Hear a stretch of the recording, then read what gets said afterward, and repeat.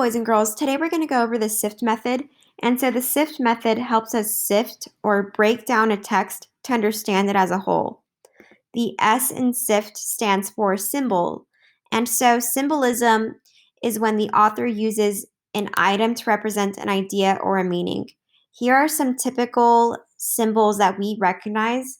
And so we know that a flag will typically represent freedom, a rose will typically represent romance, and a butterfly will typically represent transformation. But that's not to say that these are the only meanings or representations that these items can have. So an author can really choose to give any item any representation.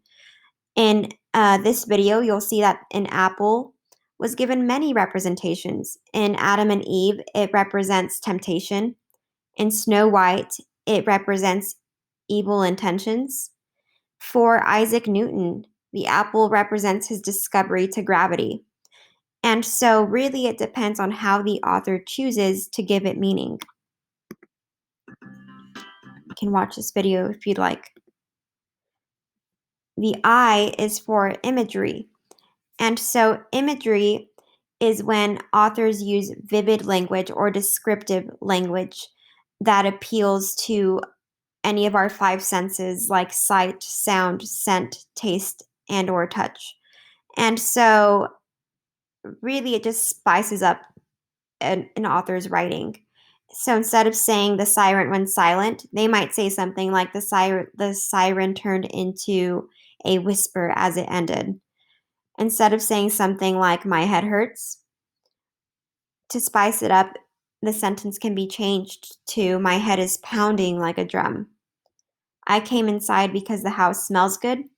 You can describe how this house smells. And so imagery just adds more description, makes it more dramatic, right? He hurt my feelings. His words felt like a dagger in my heart. You'll find that imagery and figurative language go hand in hand.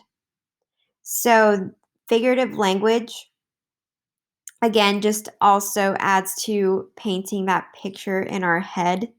It makes it more interesting to read. And that is the goal of a poet, to get us thinking about their message without literally telling us. It's an art.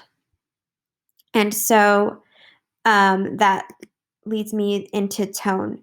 And so tone, since we can't hear how an author or a speaker is saying something, we have to depend on their word choice.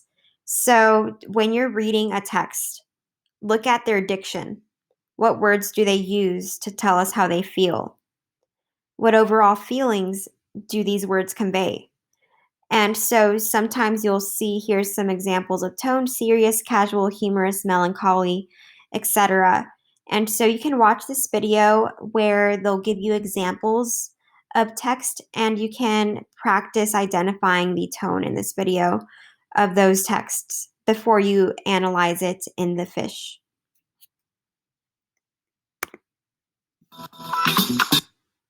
So I'll let you have fun with that. And then we have T is for theme. So this is our last letter in SIFT. Theme is the big picture, right? How do we apply what we just read into our lives? That's theme, the moral of the story, the big lesson. So here are some common themes.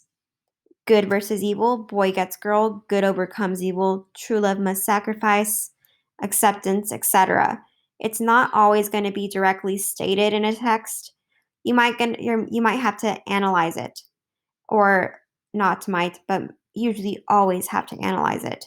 And so Disney movies are really known for giving us those life lessons. And they typically do a great job of adding a lot of meaning to their messages. So if you want to watch this video for some examples of themes in these awesome Disney movies, you can go ahead and watch this video. If you have any questions about any of the about anything in the SIFT method, please let me know. Send me an email. shoot me a Google Hangout, and I will be glad to answer any of your questions. Thank you for watching, and I will see you tomorrow.